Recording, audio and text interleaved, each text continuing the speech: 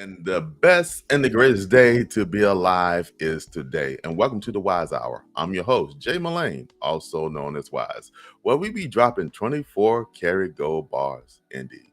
Family, I got a treat for you today. You, I know y'all guys want to know how things work behind the scenes we're dealing with, especially with standards and practices in the broadcast arena. I have a special guest here today. Going to teach you a little bit about that. And also, she's an amazing author as well. So you definitely want to get your notepads, your recording device, and take this information because it's going to be 24 karat gold bars dropped indeed. But before we go into the show, I need y'all guys to subscribe, hit the like button, and definitely share. Hey, we are a community here, and more you push this out, more people can be empowered and inspired to do great things in their life. So, family, I'm not going to hold you. So, let's go. At the Wise Hour, we break through the night, bringing knowledge fire, so hold on tight. Every episode, a story to unfold. We're turning every minute into gold. And this is the place where we be dropping 24 karat gold bars indeed. Come on now. I got the amazing Loureva up in the house. What's going on? Hey, Wise. Thank you so much for having me. I'm honored to be in this space with you. I'm honored to have you. It's been a long time coming. So, known you for a lifetime. Really? Known you for a lifetime. So it's great to have you on this platform for you to empower and inspire others. And I wanted to make sure that the community get opportunity to see your amazing talents, your amazing skills, and I know for a fact they're gonna be empowered, they're inspired. So with that being said, I want you to, this first time being on the Wise Hour, to introduce yourself. So the microphone is yours, Queen. My name is Loureva Watson, and I don't even know what to say. I mean, the most important thing to know about me is that I am a child of God. I love him so much, and I'm just blessed to be able to be a light in his world. And yeah, that's pretty much it. That's pretty much it. Hey, that's all it needed right there. All right. I mean, what more can I say? I'm a child of God. You're a child of God. That's all right there. That's it. Hey, you know where your foundation lies. So Right. I appreciate that. And you have been like that all your life, understanding what your purpose is as far as you have an amazing voice. I guess I don't know how to describe you. I call you I want to say you're an extrovert because if you can go to any place and you're a friend to everybody, it's like everybody know, it's like you go in a place and it's your vibe and your energy and it's unique, and everybody can have a conversation with you. So not everybody you can do that with everybody knows some people fly on the wall. Like me, I had to observe and look around first, then I might open up. You can come down and say, hey, how did, and everybody like, oh, hey, you know what I'm saying? So you have this Guys, you have no idea though. I am actually an introvert. Like, I need my time alone. I have to like boost myself up to get out there and talk to everybody. But I'm like, I really want to let people know that I love and care for them and all the things. So it takes everything in me. I'm like, okay, I'm about to go to this barbecue, get it together, Lou. So then when I get out there, I'm like, hey, everybody. So it seems like I'm an introvert. I mean, an extrovert, but I'm an introvert. I'm super shy, all the things. But, you can never tell. Well, I love the way you said that because, like you said, you pair yourself, you build yourself up. Like I'm an introvert, so I know, and you, like I said, you prepare yourself, and that's actually a lesson by itself. That was 24 karat gold bars dropped indeed. In case y'all didn't realize that. So I appreciate that. So I'm not going to hold the people because they do want to know what's going on, and we're going to talk about a couple of things. The first thing we're going to talk about is standard practice. You're a standard practice manager for Disney, and I think people want to get an idea how that works. So with that being said, what exactly does a standard practice manager do, especially like a company like Disney? Okay, so I figured that might be a question. So I looked it up on Wikipedia just to kind of see what I could find online about standards and practices. So we're really the conscience of a network, and we're responsible for the moral, ethical, and legal implications of the programs that are aired on network television. So we want to ensure, like in my particular role, I want to ensure that there's fairness on televised game shows, which I cover a lot of the ones that are on ABC.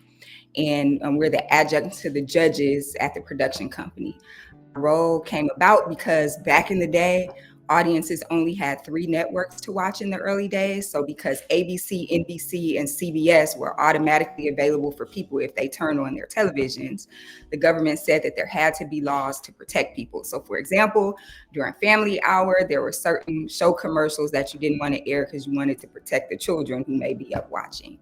And then it's important to note that the same laws that apply on network television may not or don't apply on cable and digital services because people pay for those options, and the types of programming they pay for are based on their personal preferences. So, you don't want to turn on ABC and see full nudity on your screen. You could be watching with your kid, or you don't want to hear certain language said on network television.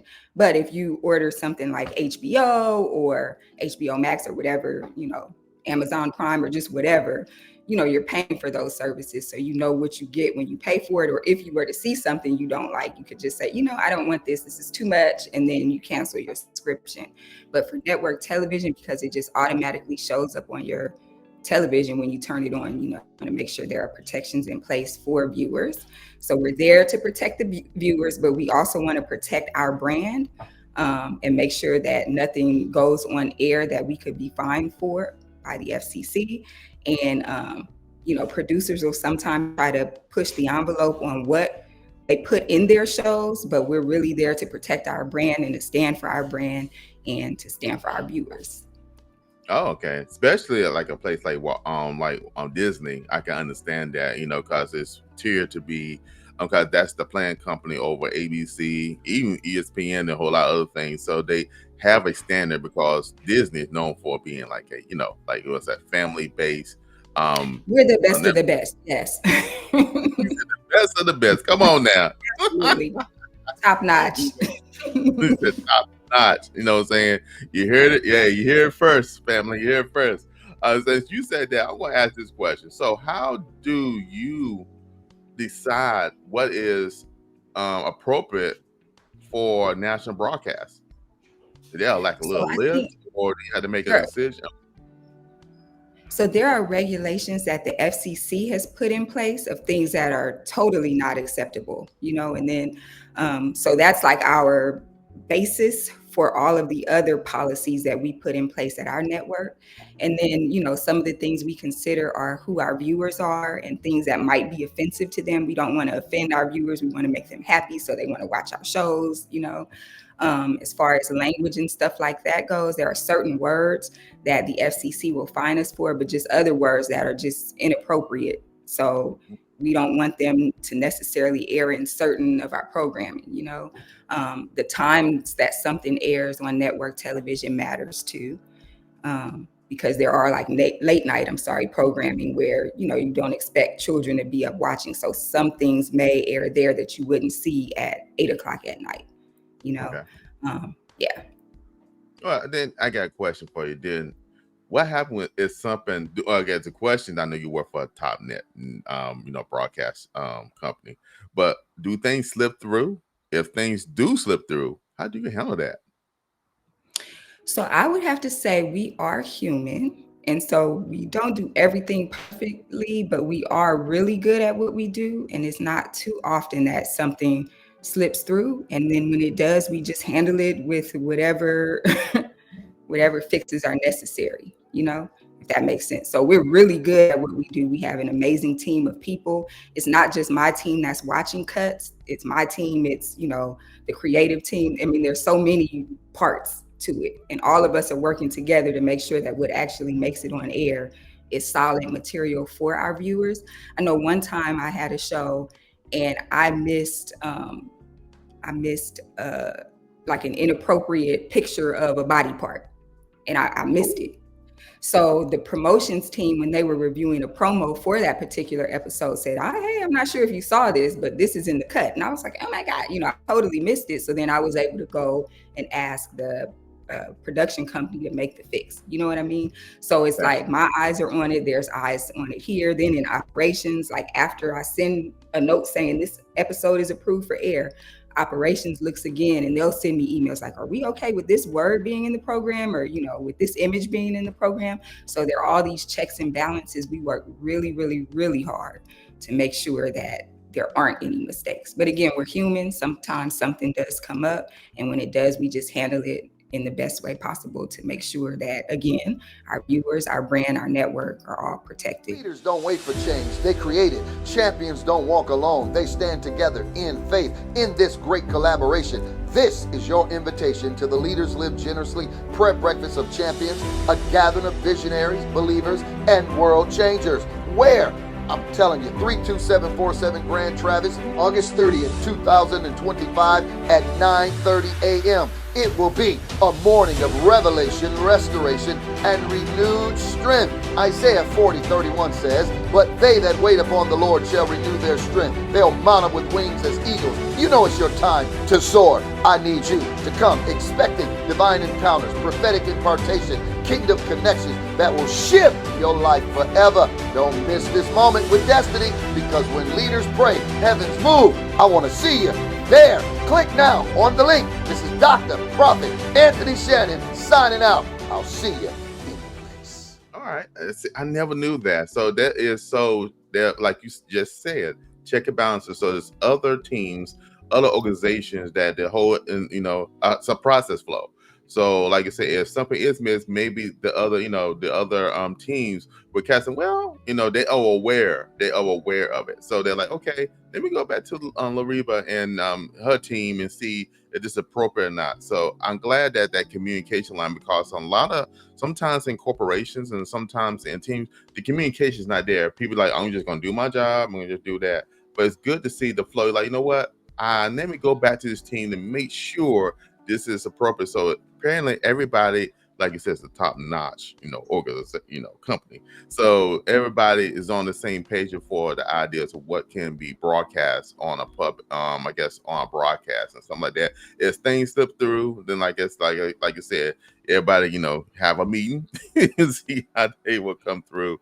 Do y'all get so if most of the stuff, because you had spawned new questions in my head.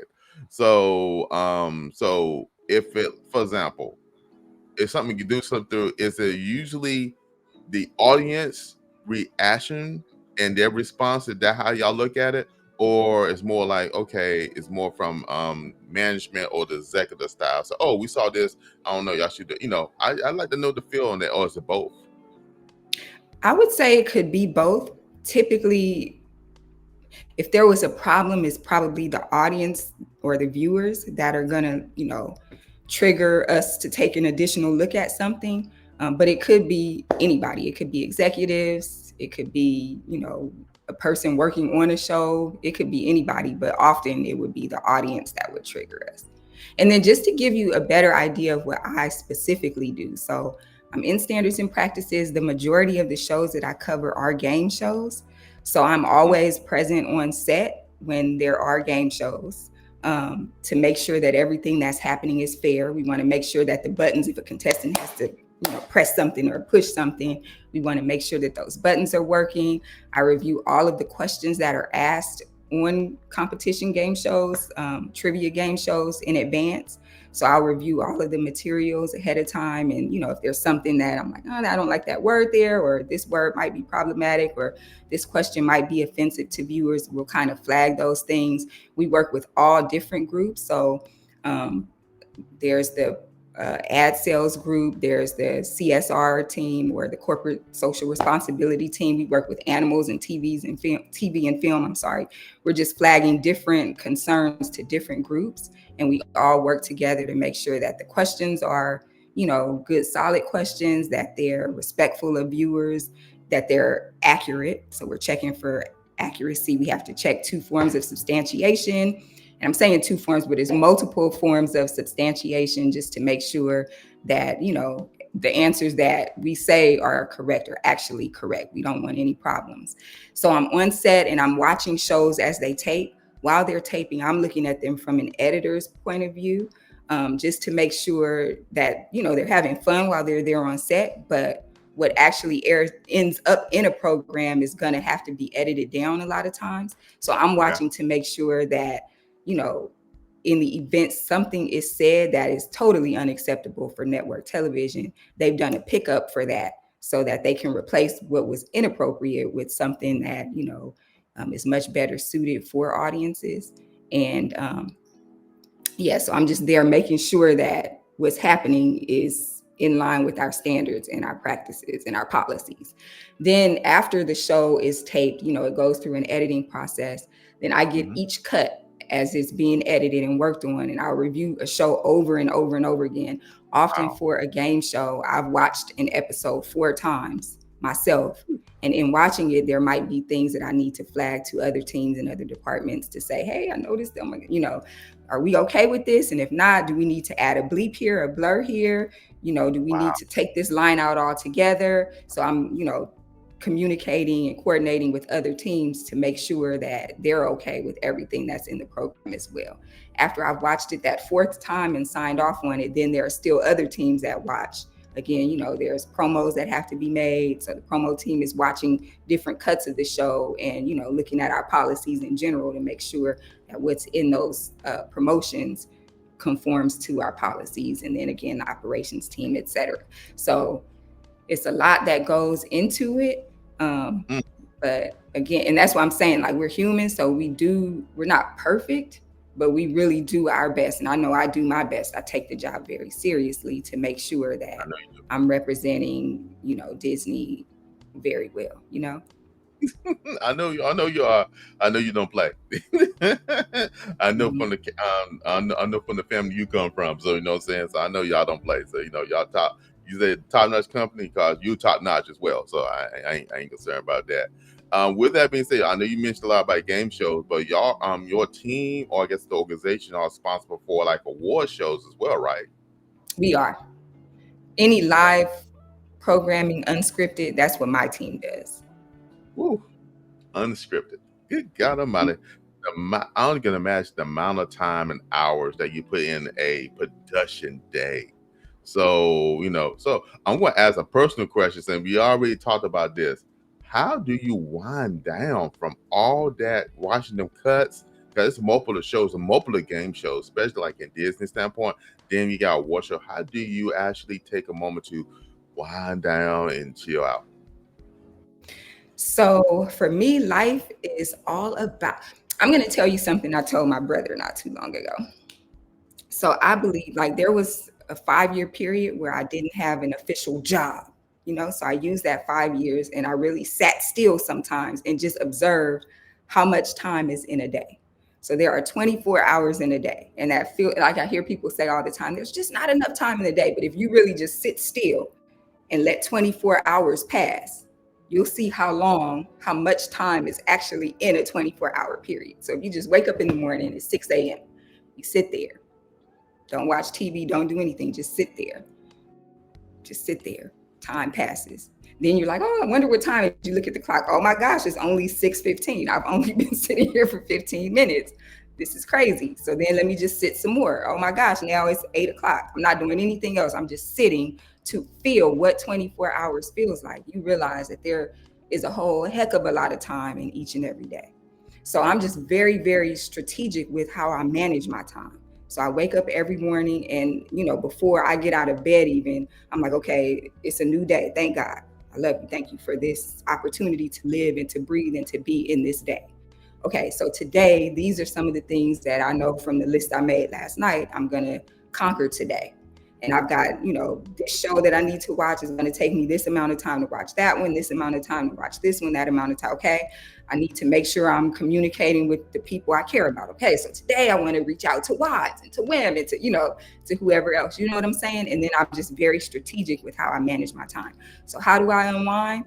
When I'm at work, I focus on the work. And then when I'm not at work, I focus on, the people and the other extracurriculars that I absolutely love. I love to read, I love to attend musicals and, music programming and all kinds of things like that. I like to just sit still. I like to rest.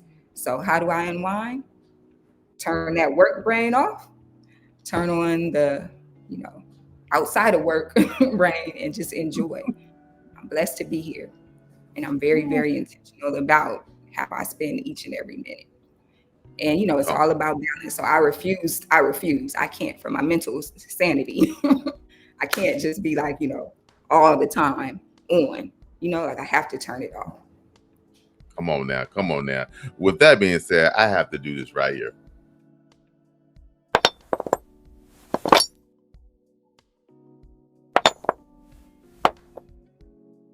24 Love karat it. gold bars drop indeed. I love it. And remind me of my starter phrase, which I got from Coach Antonio Landis Thomas. And that is, the best and the greatest day to be alive is today.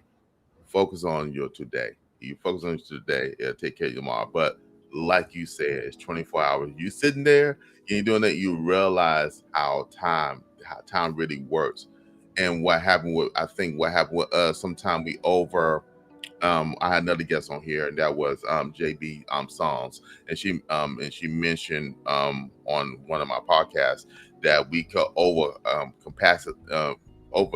capacity ourselves. That means we put too many things in our time frame that is Hmm. not beneficial to our life purpose or what we need to do. And what is it? Filling up time, but it's not the time that we are set aside to do what we need to do or set aside for our purpose. We just filling up time with things just to keep us busy, not Right. productive, but busy. So I love your approach and how you explained that. And it actually had me think, I said, okay, it's okay to sit still, evaluate.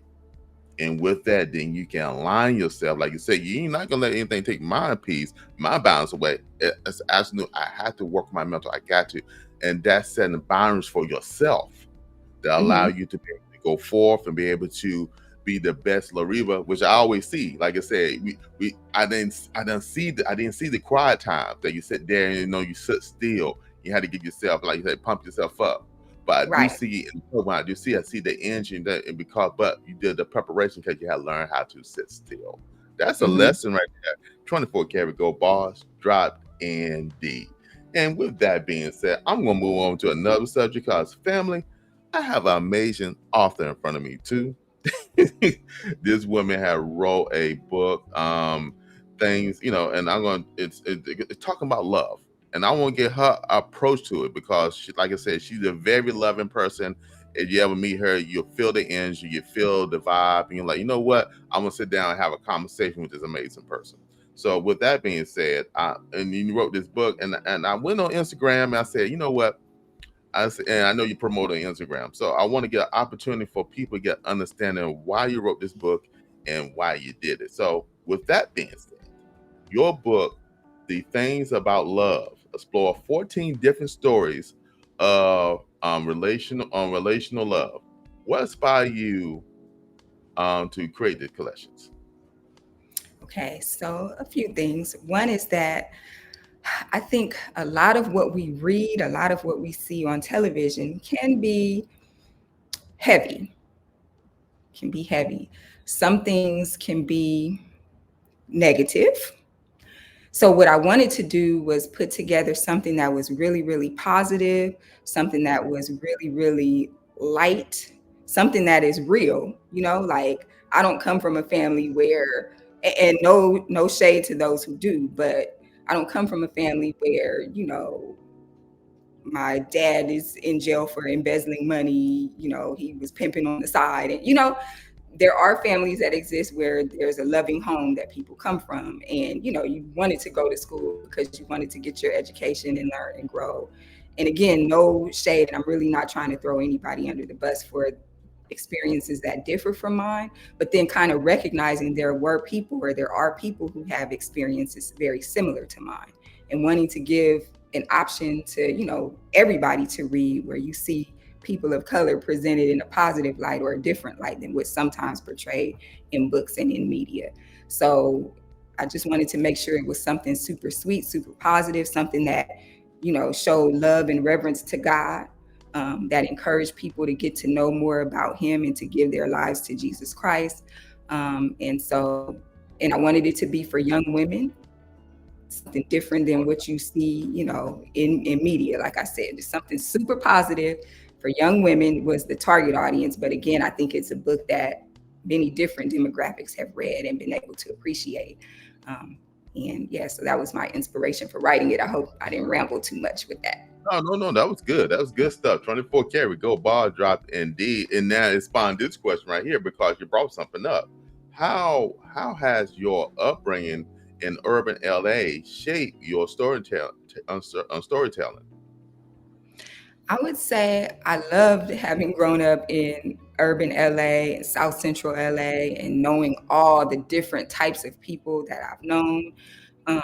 Like I've had really friends from all different backgrounds, all different socioeconomic levels, all different like educational levels, like with families that were diverse, some from single parent homes, some from two parent homes. Just I've known all kinds of people, and it really helped me to see people as they are, who they are, and like really respect and love all different types of people.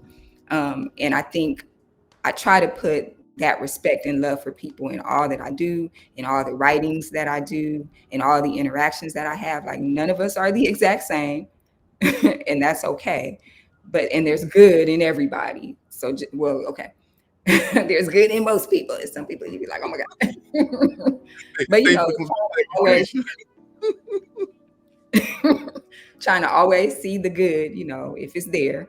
And I think that has just really helped me to be open to love people. Yes, I love it. I love it. Your brother is one of my best friends, and I've known him for over 30 plus years. And his life journey, I know, from him traveling from LA to moving to the East Coast, and then he had to, growing up as a teenager and standpoint on the East Coast instead of LA and stuff. And you stayed, and you were able to actually, like I said, from your experience of being there in LA and how it shaped you. It seems that your brother's well-rounded and very highly intelligent individual. I must say so myself. He keep me on point.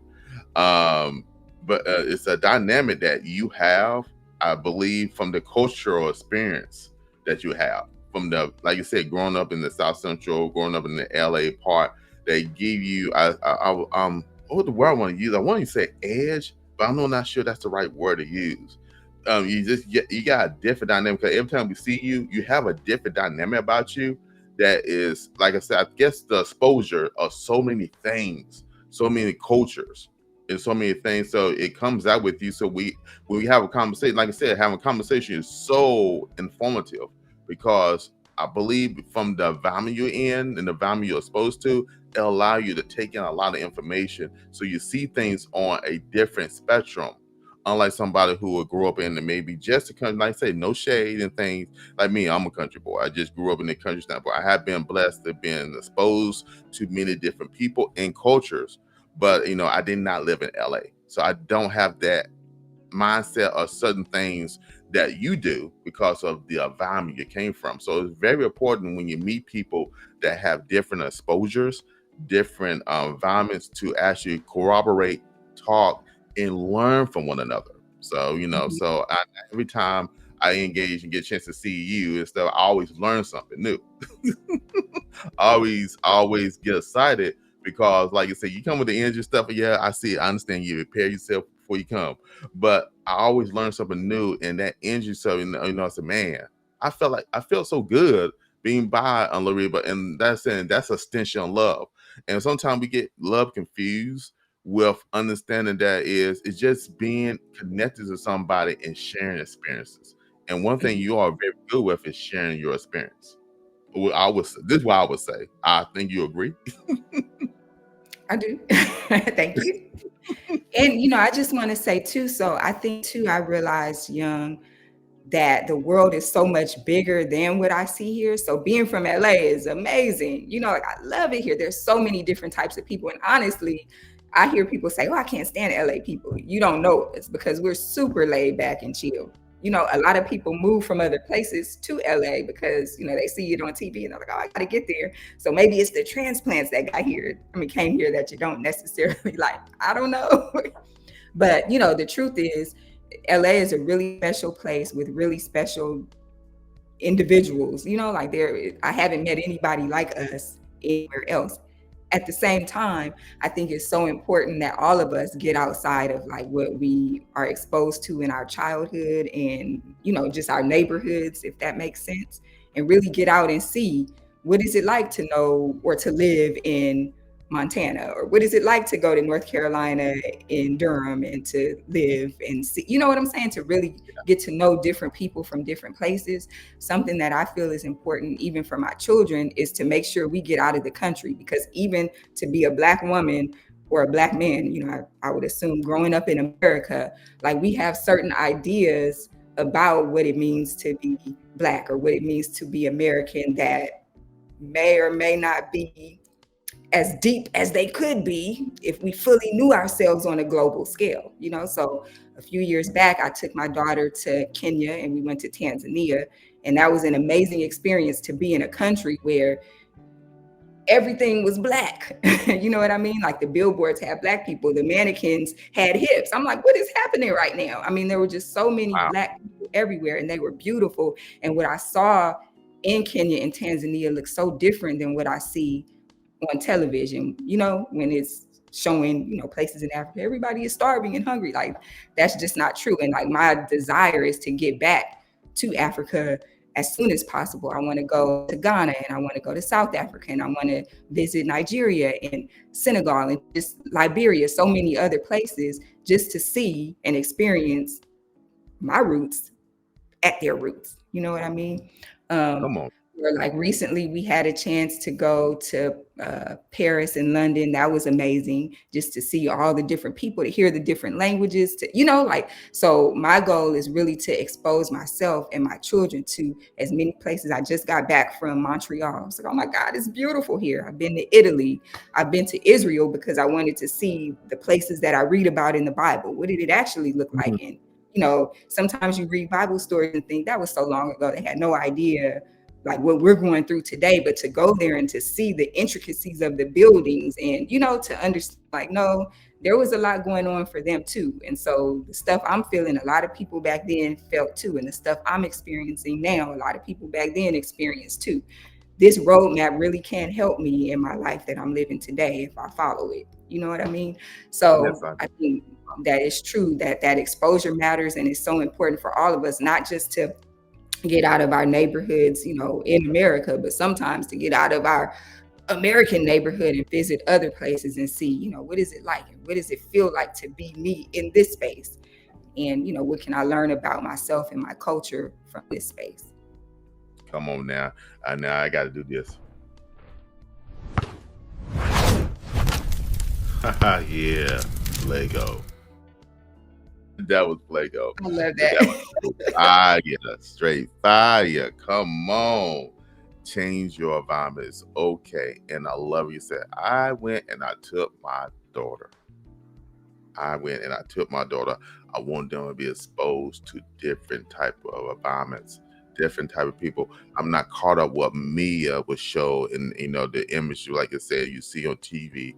You actually go there and see for yourself, and you realize the connection that you have with the environment, the things you have read. Like you say, you went to Israel and you saw the things, the stuff you read in the Bible, and you were actually there. So you have a different perspective of it. And what happened with us, sometimes we get caught in what the environment or what media show us, and we don't take the initiative to step out for ourselves. So I love that. And I love that you share that. That's another definition of love. As you are growing and learning yourself, you say, you know what? I'm taking my legacy with me. I'm taking my daughter with me. And I actually doing the same thing with my daughter. So she'll be exposed and see the same thing. And we can cherish this moment together. Come on now. With that flag go. Come on, girl. You are watching The Wise Hour with J. Melane Wise. You are watching The Wise Hour with J. Melane Wise. You're watching The Wise Hour with J. Melane Wise. You're listening to The Wise Hour with Jay Wise. Have you not subscribed? Have you not told somebody else? Are we not commenting? We're on The Wise Hour. What we doing? I got one more question to ask about this book thing. You got me so motivated and inspired right now. Like the old folks say, I'm full on size 5. But we'll keep rolling. I'm kind of satisfied. I'm gonna sit back. All right. Which story in I want to ask this because I think it's very important because I want people to check out this book. Which story in the book surprised you the most while writing? Okay, that is a great question. And this book, I actually published it in 2016. So it's going on what? See that? Hey, It'll be 10 years next year. So it's been a while. So this morning I sat and I kind of was looking through the stories and I'm like, oh, I think one of the ones that surprised me the most, or like really to this day kind of encourages me the most, is let me see. Hold on, I'm looking through right now. Okay, there's one called The Unjilting of Rachel. This book okay. is about, I'm sorry, this story is about a young woman who caught herself being on a blind date or going to meet a guy that she had met online, but he stood her up. So she's devastated because she has all this bad luck when it comes to guys. It's like, it just doesn't get any better for her. So it's one disappointment after another, after another, after another. So she's at this park waiting for this guy to come. He never shows up. She's looking at his page and sees that he's online. He's on social media commenting on other people's posts and comments, but not caring at all about her or the fact that she's sitting at this park waiting for him, and, to join her for this picnic that they had planned together. So she's just upset. And while she's there, she starts to like observe all the things around her. So she sees a bird in the sky and she thinks of the scripture, like, if God can clothe and care for these birds, how much more does he not care about me? And I'm mixing up the words or whatever, of course, but you get the gist of what I'm saying. They can read God Matthew loves 6. and cares about this. Matthew 6. Yeah. They can read Matthew 6. Matthew 6, thank you. But he loves and cares for these birds. I'm more important than these birds. He loves and cares for me too. She looks and she sees a squirrel and he's just playing and he's so happy. This old woman comes up to her with her husband and she kind of tells her, "You're so beautiful. Oh my gosh, I love this bow in your hair and God loves you." And it's like, what? God loves me, So then she looks up in the sky and she sees these clouds and she starts to just notice like God is all around her, and all around her, the weather that day is perfect. He sent this woman to say, God loves you. So he's sending his love through people. And this story is really special to me because I feel like for so many of us, we're looking to other things to fill us. Yeah. We're looking for other things to like tell us that we're okay. We're looking for other things to validate who we are and whose we are. But the truth is nothing can love us the way God loves us. And he's always there with us. And if we open our eyes to his love, he's always hugging us. He's always holding us. He's always drying our eyes when we cry. He's always whispering his love in our ears through what we see around us, if we just pay attention, or through what we hear, if we just pay attention. So I think, a lot of the stories in the book really speak to me, and I'm glad I was able to be a vessel to get God's love for his people out through these stories. But that one in particular, it means a lot to me. Like I remember having felt before getting into certain relationships, like if they get to know you, they won't like you. And, it's like, that's not true at all. I'm God's boo. He absolutely loves me. Before the foundations of the earth were laid, he had me in mind. He had a purpose for my life. He loves me unconditionally. He's constantly creating me into his image. I'm beautiful. When he looks at me, there is no, sometimes people, and me included, can look at me, I'm so ugly. No, I'm really not. I'm beautiful. Like I'm exactly who God created me to be. I am made in his image. I need to speak positively about myself because if not, I'm being disrespectful to my creator. No, I'm not ugly. Yes, I am beautiful. Yes, I am worthy. Yes, I am all of these things that he made me to be. And I think that story in particular, The Unjilting of Rachel, really helps to focus my attention back to the fact that I'm God's chosen. I'm his boo. His love for me is endless. And to be loved by the creator of the universe, like the way that feels, indescribable. Ooh-wee. She just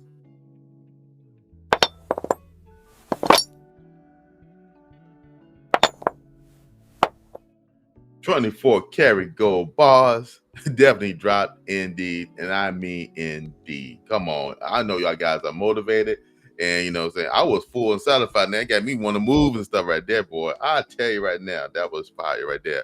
Cause we are God chosen one. He knew us from the foundation of the world. He chose us to be here. Yes, I am made wonderful and fearfully because of Him. Like you say you're beautiful. I am handsome because of Him. We are made in His image, and the Word of God says in Genesis that when He made man, He said it was good, very good. He called everything else good, but He called man very good. So He saw something Yes. special, a matter of what you see, and like we said some people, some people are special, special beyond special. They got some issues. But at the Yes. end of the day, God saw something in man that he saw a spark that of Him, where we'll spark of Him that we'll come here and accomplish stuff for Him and expand His kingdom. And I'm so grateful and thankful, like I said, even to know you and being part of my life. We don't see each other as often, but like I said, when I am in your presence, I feel the joy of life. I feel the love of life when I'm around you and stuff. Now, you have to take that still time, get you there. But when you come, you come. You come. You come with it. And I appreciate your being authentic and being real about things like that. With that being said, I got a couple more questions I wanted to ask you before we start wrapping up this amazing podcast. Okay. So I'm gonna ask this one because I think this I would like your definite response on this. In the world or noise, how do you stay rooted in purpose and not popularity? I just always remind myself again of who I am and whose I am. And like my purpose here is really to glorify God, period. So things are loud all around, but like my faith is really important. So I want to make sure I'm constantly in my word. I read a lot of books that really help to keep me centered and focused on my purpose and my purpose. Um, Bible studies are important. I'm very, very particular about my friend groups. So I surround myself with other women of God, boss chicks, who are, inspirations and role models for me. Um, yeah, so those are a few of the things. All right, I see. And it shows. I'm telling you right now, it shows. It definitely shows. And that was 24 karat gold bars dropped in D. I hope y'all wrote that stuff down because it was very powerful what she stated. You got to know the company you keep. You got to have, she said she had these bosses around her, these boss ladies that handle the business. And, you are the company that you keep. You know what I'm saying? That's what I'm saying. You hang around four broke people, they say you are the filth. You know what I'm saying? You know what I'm saying? So you want to, be in environments and stuff that people are uplifting and doing things that will not just so you can elevate, but everybody can elevate around you. You know what I'm saying? So that's very good. And the approach, like you said, your foundation is set on God. And every day your working moment, you give Him thanks and you realize I'm here on the purpose and make the best of that. And I'm going to ask this question before I go into the last one. So when the cameras are off, the books are closed, what legacy do you want to leave behind? I want people, when they think about me after I'm long gone, to just remember the smile on my face, the fact that I try to there's a quote, live each day to the fullest, get the most from each hour, each day, and each age of your life. That way you can look forward with confidence and back without regrets. So I want them to look at my life and see that I live each day to the absolute fullest, that I gave every day everything that I had, Um, and I want them to see that I just loved. I want them to see and feel like, oh, she really was a woman of God who loved Him completely and who He loved completely. I could see His hand on her life just by looking. I'm human. So I smile, but I'm human. So I deal with different experiences and, I go through things just like everybody else. But I choose to see the positive. I choose to see God in all of them. I choose to pick myself, to let Him pick me up and to keep it pushing, you know what I mean? Come on now. So in spite of persecutions, trials, tribulations, like none of that stopped me. I kept moving, I kept pushing, I kept loving the Lord, I kept loving his people as he commanded me to do. So I hope that is the legacy that I leave behind. You know, I was a woman who lived fully, and a woman who loved fully, and a woman who was loved fully by an amazing and awesome God. Come on now. That 24 karat gold bars drop indeed. And I got one more question to ask you as we wrap up this podcast. Define the word life, and what do life means to you? That is difficult. I mean, I would say life is for the living. Okay. Life is done by those who live. Look at life is done by Seriously. those who live. Life is All for right. the living, and it's done by those who are living. Okay. So number 4, you need to take advantage of your life. Absolutely, because it's not okay.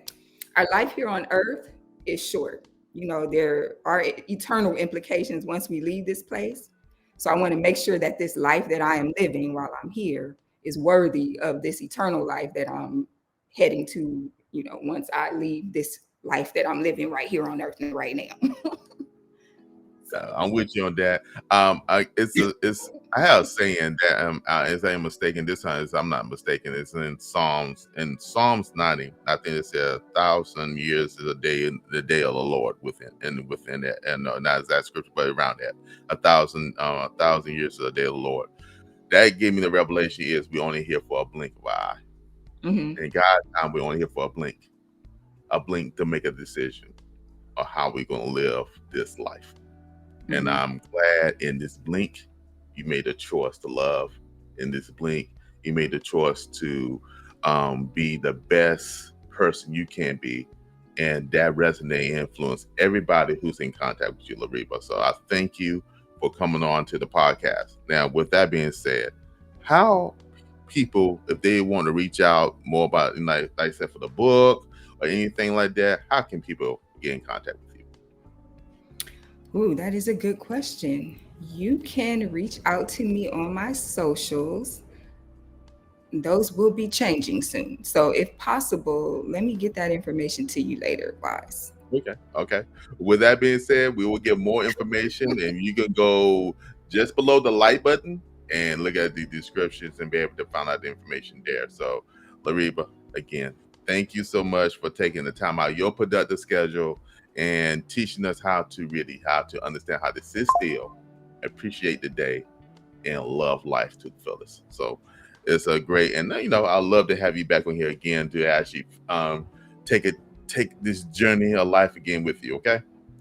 Okay, thank you so much for this opportunity. Thank you for doing what you have been purposed to do, because by you doing what you're doing, you inspire me so much to continue doing what I'm doing, but also to do so much more. So thank you for your obedience to this call. Well, thank you as well. All right. Take care.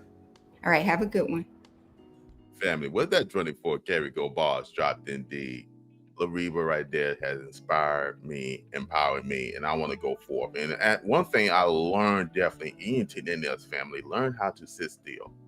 Sit still for a moment to appreciate the moment, then make an assessment, then realize it's very important how you use your time, how you use that time in that day to be the best version of yourself, so you can be the best version for others as well, as you work with them and bring them along in life, so they can be a best version of themselves. That's one of the lessons I have learned today for myself. So very empowering. So definitely look below for any information about Loureva, especially her book, and check it out, because like I said, 10 years run strong, and it's very powerful, and the stories right there will be empowering for you and inspiring for you as well.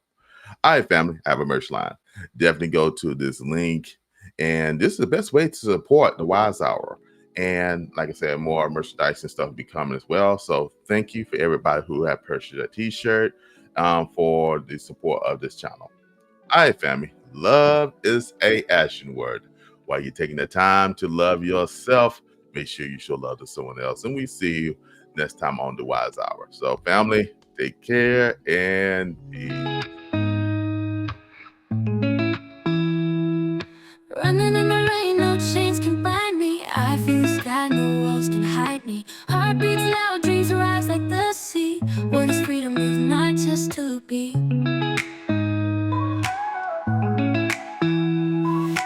Walking tall, no shadows can find me. Whisper when winds carry me kindly. Hope lights up even when night falls. What is freedom if love conquers all? What is freedom? Feel the fire in your soul.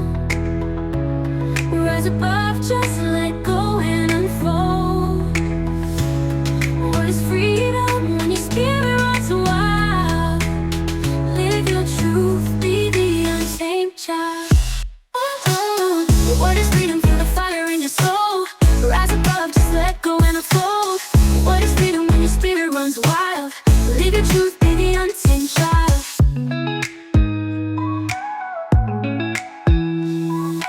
Eyes wide open, world spins brightly. Steps unafraid, hold on tightly. Breaking through fears, becoming so clear. What is freedom when courage steers? Believe in the dream, hold it close, so near. Shout it out loud, let the world hear. What is freedom when we break the mold? Step by step, watch our story unfold.